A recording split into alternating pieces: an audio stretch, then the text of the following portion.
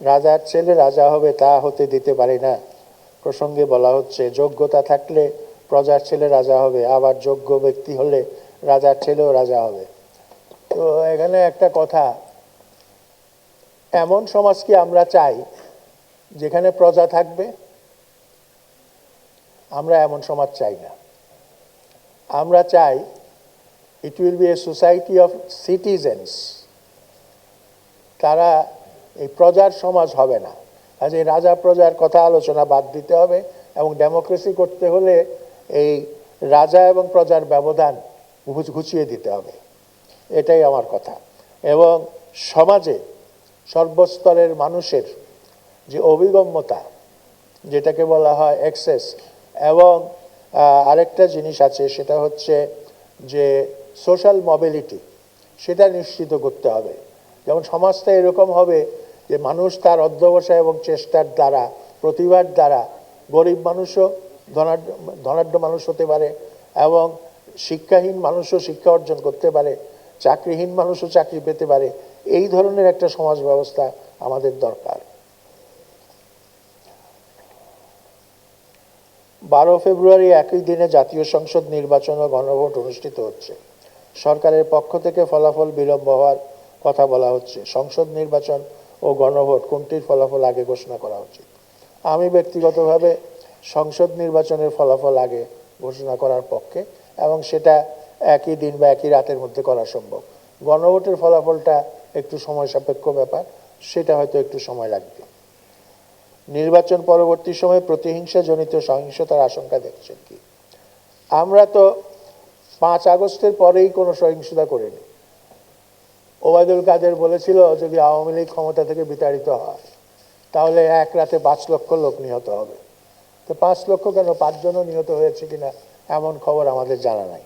কাজেই আমি আবারও আশা করি যে নির্বাচন পরবর্তী সময়ে প্রতিহিংসাজনিত সহিংসতা হবে না, সেটাই আমার কামনা এবং সেটাই আমার প্রার্থনা।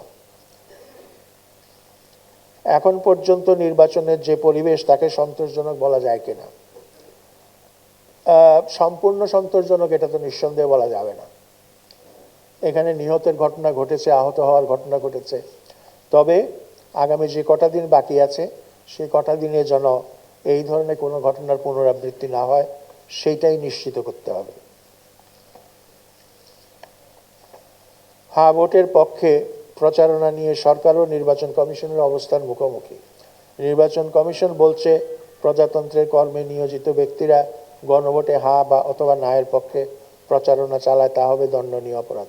সংবাদপত্রে যতটুকু দেখেছি তারা একটা আইনের উদ্ধৃতি দিয়ে নির্বাচন কমিশন এই কথাটা বলেছে। এখন আমার মনে হয় এই ব্যাপারে একটু চিন্তা ভাবনা করে একটা সিদ্ধান্তে পৌঁছানো উচিত। একটা প্রশ্ন আছে, নিরাপত্তাহীনতার কথা বলে প্রতিবেশী রাষ্ট্র বাংলাদেশে তাদের দূতাবাসের কর্মকর্তা তাদের পরিবারকে নিজ দেশে যাবার পরামর্শ দিয়েছে। এই সিদ্ধান্ত যৌক্তিক মনে করেন কি? আচ্ছা, এখানে কথাটা হচ্ছে, এটা নিয়ে আমি লিখেছিও, সেটা হচ্ছে বাংলাদেশে এমন কোনো পরিস্থিতি বিরাজ করছে না যে কোনো দূতাবাসের যারা কর্মরত তাদের পরিবারের সদস্যরা নিরাপত্তাহীন হবেন। এই দেশে তো আরও বহু দূতাবাস আছে, তারা তো নিরাপত্তাহীনতার কথা বলছে না। তো এইটা আমাদের প্রতিবেশীর সম্পর্কে আমাদের যে সম্পর্কের জটিলতা সৃষ্টি হয়েছে, সেই জটিলতা থেকে এই জিনিসটা আসছে। এবং ভারতীয় কর্তৃপক্ষ বাংলাদেশকে একটা, যেটাকে বলে ডেমোনাইজ করা, বাংলাদেশকে একটা দৈত্য হিসেবে চিহ্নিত করার প্রয়াস পাচ্ছে, এবং আন্তর্জাতিকভাবে বিশ্বময় তারা সেই ধরনের ক্যাম্পেইন ও প্রচারণা চালাচ্ছে এবং নানা ধরনের প্রচারণা চালাচ্ছে। সেই জন্যই তারা এই ধরনের একটা ব্যবস্থা নিয়েছে। আমি আশা করব তারা অচিরেই এই অবস্থা থেকে আবার পুরনো অবস্থায় ফিরে যাবে। স্যার, আমি একটা প্রশ্ন এসেছে যে লিখতে পারি নাই, প্রশ্ন এসেছে যে বাংলাদেশের নির্বাচনকালীন সভা নির্বাচনের দিন কোথাও কোনো হামলা হওয়ার বা সহিংসতা হওয়ার বা কোনোভাবে বড় ধরনের কোনো কিছু বিপর্যয় ঘটার কোনো শঙ্কা আছে কিনা, কোনো এমবেসি বা বড় বড় কোনো স্থাপনা? এই ধরনের কাজ যারা করতে পারে তারা হচ্ছে বাংলাদেশ বিরোধী শক্তি, এবং বাংলাদেশের অস্তিত্বে বিশ্বাসী নয় এমন শক্তি এই কাজগুলি করতে পারে। তো তারা করতে পারে, তাদের তো ঘোষিত একটা লক্ষ্যই আছে, সেটা হচ্ছে এই নির্বাচনকে ভণ্ডুল করা। তো সেই জন্য আমাদের সকলকে, জনগণকে সচেতন থাকতে হবে, সাবধান থাকতে হবে। আমাদের যে আইন শৃঙ্খলা রক্ষাকারী বাহিনী আছে তাদেরকে কড়া নজরদারির মধ্যে তাদের দায়িত্ব পরিচালনা করতে হবে, এবং সেটা করলেই বোধহয় আমরা এই ধরনের কি বলে আশঙ্কা থেকে মুক্ত থাকতে পারবো।